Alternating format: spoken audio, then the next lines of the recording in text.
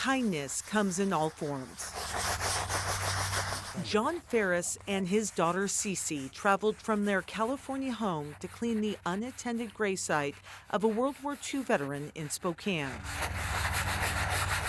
And it all began with a letter from 80 years ago. I'd been kind of going through some of Dad's correspondence in the last year or so and had come across this letter that was so touching and moving. It made me so curious about who was this. The letter was from a Reverend Charles McAllister at St. John's Cathedral. In it, he talked about the death of his son. Chuck McAllister was from Washington. A good student and great athlete, he went on to Princeton. He could have stayed stateside, but chose to go to the war.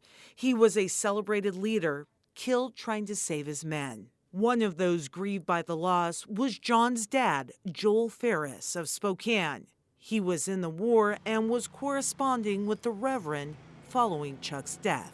He sent a note to a grieving father, who then turned his pain into service in his own way. He really was such a grace-filled human in the way in which he responded to Chuck's passing and short life.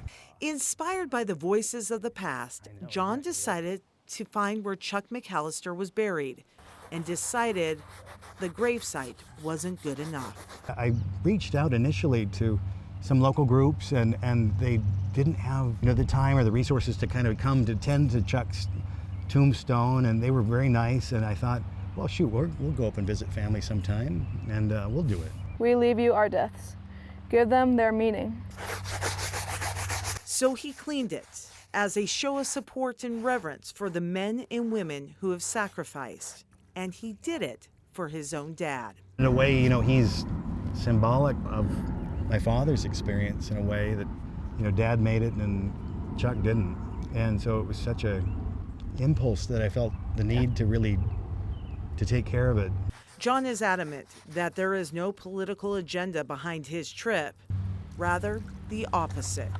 Be good citizens and help each other and vote and do right by them. John and Cece kneel at not only a tombstone, but a touchstone of American patriotism. Men and women serve, and some come home, others don't. But for John, he believes none should be forgotten, and service should always shine. Reporting in Spokane, Laura Papetti, KREM 2 News.